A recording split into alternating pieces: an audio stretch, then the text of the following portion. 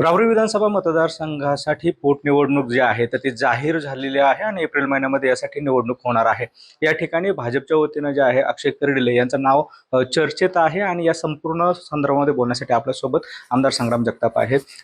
अक्षय कर्डिले यांचं नाव चर्चेमध्ये आहे. कुठेतरी ही निवडणूक बिनविरोध व्हावी असं देखील मुख्यमंत्र्यांनी म्हटलेलं होतं. काय नेमकी पुढची रणनीती असणार आहे? आणि आपण जर पाहिलं तर आजच राज्याचे लोकप्रिय मुख्यमंत्री आदरणीय देवेंद्रजी फडणवीस साहेब हे स्वतः अहिल्यानगर जिल्ह्यामध्ये आले होते. विशेषतः राहुरीमध्येच ते आलेले होते आणि त्यांना आपल्यासारख्या पत्रकार महोदयांनी विचारलं की काय निवडणुकीचं आहे, बारामती असं किंवा राहुरी दोन्ही विचारलं.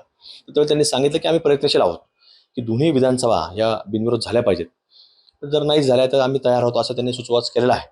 त्यांच्या सूचनेप्रमाणे आम्ही सगळेजण तयार आहोत आणि ते जे सांगतील त्या पद्धतीने आम्ही सगळे मंडळी या ठिकाणी काम करणार आहोत. मात्र जे विरोधक होते ते कधीतरी मागे ज्यावर चर्चा सुरू झाल्या होत्या की ते भाजपमध्ये येतील किंवा त्यांचा पक्ष प्रवेश होईल, असं वाटतंय पुढे भविष्यामध्ये काय होईल?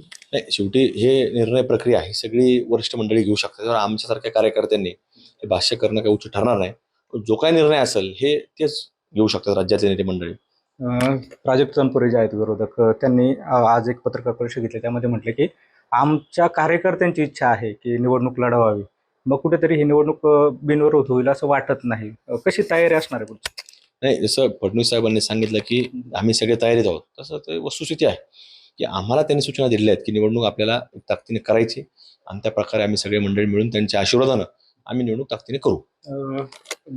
शिवाजीराव कर्डिले साहेब यांच्या निधनानंतर जे आहे अक्षय कर्डिले हे ऍक्टिव्ह होते संपूर्ण मतदारसंघामध्ये. किती विश्वास वाटतो कशा पद्धतीनं विजयी होईल? नाही, कर्डिले साहेबांच्या 2024च्या निवडणुकीच्या अगोदरपासून अक्षय कर्डिले मागच्या बऱ्याच काळापासून ते प्रक्रियेत होते आणि 24च्या निवडणुकीला बऱ्यापैकी कर्डिले साहेबांचा विजय हा झाला. तर त्याच्यामध्ये अक्षय कर्डिलेंचं योगदान अत्यंत चांगल्या प्रकारचं राहिलेलं आहे.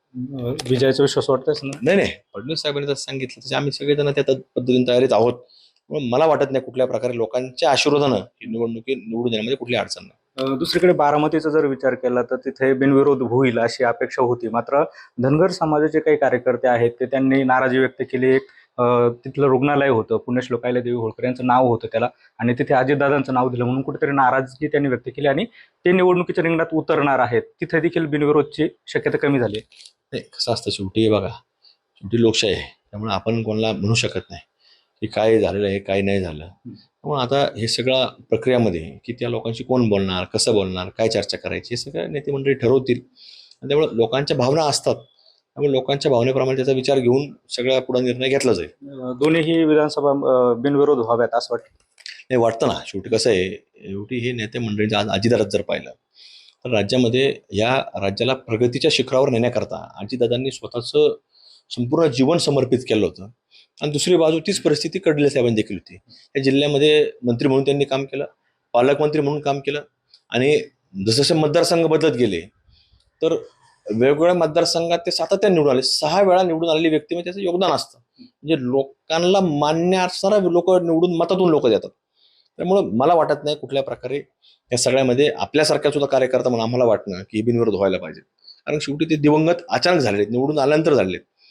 दादांना जानेवारी महिन्यात झालं, कर्डिले साहेबांचं ऑक्टोबर महिन्यात झालं, काही महिन्याच्या फरकावर झालं. त्यामुळे हे सगळं फार दुर्दैवी घटना घडायला नको होत्या. त्यामुळं आमच्यासारख्या कार्यकर्ता म्हणून आम्हाला वाटणं की बिनविरोध झावात असं त्यात काही वाटणं काही गैर नाही झाल्या तर शेवटी आता ते काही निवडणूकच होणार आहे. एकूण जर बघितलं या दोनही विधानसभा ज्या आहेत त्या बिनविरोध व्हाव्यात अशी अपेक्षा आहे. मात्र तसं जरी नाही झालं तरी पूर्ण ताकदीने आम्ही या निवडणुका लढू असा विश्वास जो आहे तर तो आमदार संग्राम जगताप यांनी व्यक्त केला.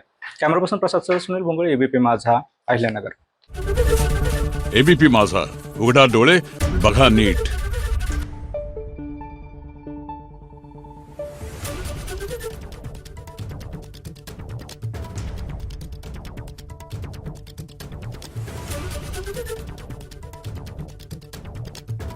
Thank you.